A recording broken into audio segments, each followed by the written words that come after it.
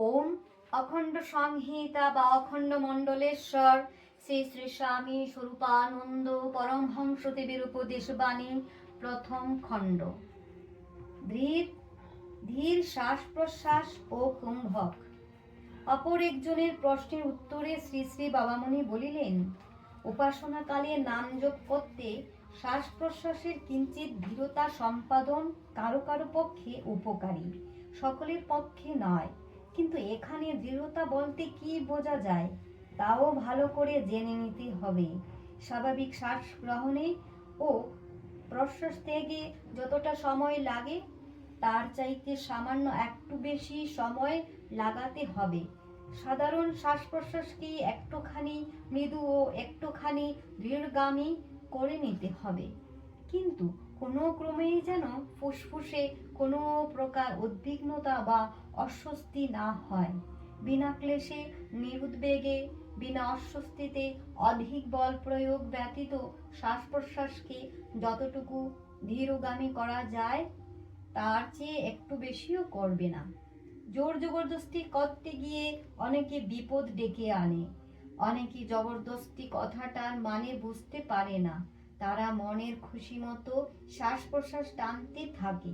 প্রথম প্রথম উৎসাহ প্রযুক্ত কোনো প্রকার অস্বস্তি অনুভূত হয় না, কিন্তু প্রতিক্রিয়া আরম্ভ হয় কিছুদিন পরে।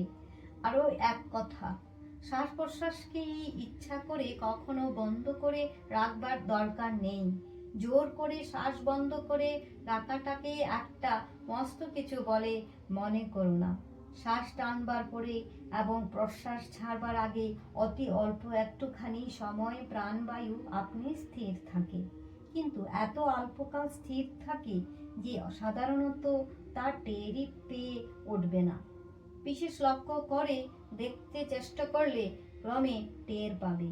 আবার প্রশ্বাস ছাড়বার পরে এবং শ্বাস গ্রহণের পূর্বে এরূপ অতি অল্প একটুখানি সময় বায়ু স্থির থাকে। বায়ুর এই যে স্থিরতা, এরই নাম কুম্ভক। ভিতরে যে বায়ু স্থির হয়ে থাকে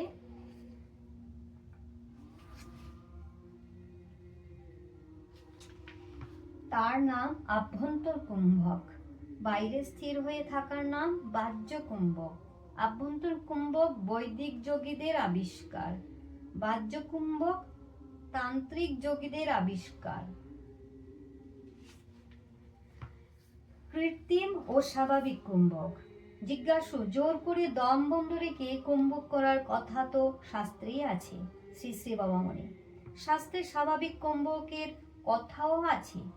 রেচকং পূরকং ত্যক্ত্বা সুখং যদবায়ুদারণম। একে বলে সহজ কুম্ভক বা কেবলই কুম্ভক। কুম্ভক কৃত্রিম বা স্বাভাবিক এই দুই প্রকারেরই হতে পারে। জোর করে ভিতরে বা বাইরে বায়ু নিরোধ করে রাখার নাম কৃত্রিম কুম্ভক। এতে অনেক সময়ে বিপদও ঘটতে পারে, কিন্তু স্বাভাবিকভাবে ভিতরে বা বাইরে বায়ু নিরুদ্ধ হয়ে থাকলে তার নাম স্বাভাবিক বা সহজ কুম্ভক। অনেকে ভাবে জোর করে দম বন্ধ না করলে বা শ্বাস প্রশ্বাস নিয়ে কুস্তি কসরত না করলে কুম্ভক হয় না, কিন্তু সে ধারণা ভুল।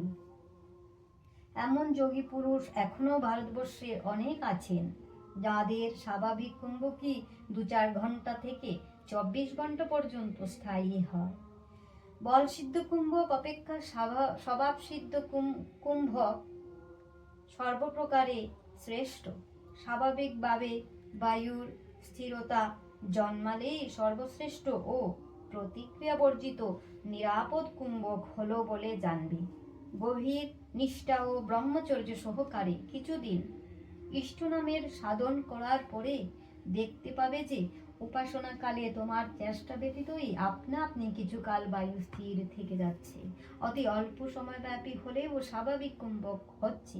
কখনো কখনো দেখবে শ্বাস গ্রহণের পর অতি অল্প সময়ের জন্য বায়ু স্থির হয়ে রইল, কিন্তু প্রশ্বাস ঠিক তখনই পড়ল না। একেই বলে আভ্যন্তর কুম্ভক। আভ্যন্তর কুম্ভক। আবার কখনো হয়তো দেখবে শ্বাস ত্যাগের পর অতি অল্প সময়ের জন্য বায়ু নিশ্চল হয়ে রয়েছে। ঠিক তৎক্ষণাৎ ঠিক তৎক্ষণাৎই পুনরায় শ্বাস গৃহীত হচ্ছে না। একেই বলে বাহ্য কুম্ভক। ব্যক্তি বিশেষে কারো আভ্যন্তর কুম্ভক, কারো বাহ্য কুম্ভক বেশি হয়, কারো বাহ্য আভ্যন্তর উভয়ই সমানভাবে হয়।